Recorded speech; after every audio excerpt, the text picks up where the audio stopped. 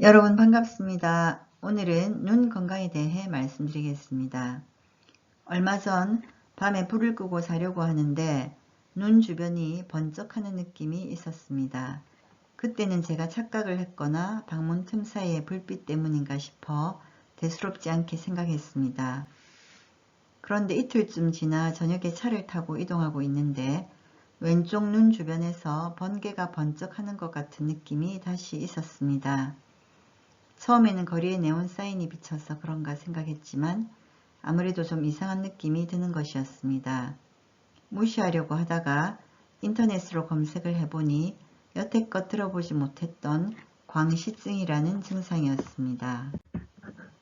광시증이란 한쪽 눈이나 양쪽 눈 가장자리에서 카메라 플래시가 터지는 것처럼 번쩍하는 선광이 보이는 증상을 말하는데 눈을 감을 때나 어두운 곳에서 잘 나타납니다. 광시증이 생기는 이유를 이해하기 위해 먼저 눈의 구조에 대해 알아보도록 하겠습니다. 눈의 구조 중에 수정체와 망막 사이의 공간을 채우고 있는 유리체 또는 초자체라는 조직이 있습니다. 유리체는 안구의 둥근 형태와 투명도를 유지하여 물체의 상이 망막에 맺히도록 함으로써 외부를 명확히 볼 수 있도록 도와줍니다. 또한 안구가 가해지는 외부 충격으로부터 보호하며 망막이 뒤쪽의 안구벽에 단단히 붙어 있도록 고정시키는 역할을 합니다. 그런데 노화, 고도근시, 스트레스 등의 원인으로 게일 형태의 유리체가 물로 변하는 액화 현상이 발생하면서 벽에서 벽지가 떨어지듯이 망막과 붙어있던 유리체의 후부막이 망막으로부터 박리, 즉 떨어지면서 아직 붙어있는 부분이 망막을 잡아당기게 되어 수많은 작은 전기 스파크들이 일어나서 광시증이 생기는 것입니다. 광시증의 원인 중 하나가 스트레스인 것을 확인하고 생각해보니 최근에 큰 스트레스를 받고 난 이후에 이 증상이 생긴 것 같았습니다. 평소에 남들과는 다르게 건강에 신경을 많이 쓰고 건강관리를 나름 잘하고 있다고 생각하고 있었는데 생각지도 않게 눈에 문제가 생기니 마음이 너무 좋지 않았습니다. 광시증이 심해지면 실명의 위기까지 올 수 있다는 사실을 알고 나니 더 우울해졌습니다. 급한 마음에 먼저 동네 안과에 가서 진료를 보았습니다.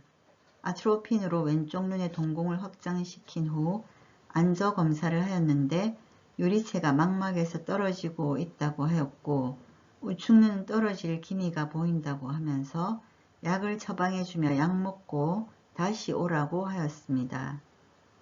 이 병원 원장이 평소에 환자들에게 친절하다는 인상을 가지고 있었는데 많이 바쁜지 간단하게 자기 할 말만 하고 서둘러 진료를 끝내려고 하였습니다. 자세한 내용을 질문하고 싶었지만 다음 대기 환자를 부르기에 진료실을 나왔지만 마음이 편하지가 않았습니다. 의사들이야 워낙 중한 환자들도 많이 대해서 그런지 이 정도는 대수롭지 않게 여기는 것 같은 느낌이었습니다. 증상이 있을 때 지체하지 않고 바로 병원에 갔기 때문에 심각할 정도는 아닌 것 같았지만 노화에다 스트레스까지 겹치면서 이런 증상이 나타나니 나이가 든다는 것이 서글픈 생각이 들었습니다.